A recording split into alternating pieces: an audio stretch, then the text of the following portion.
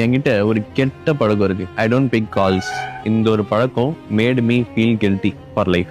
என் ஃபோன்ல ஒரு 2 missed call இருந்துச்சு. என் கசின் சிஸ்டர் கிட்ட இருந்து. After 2 days she committed suicide.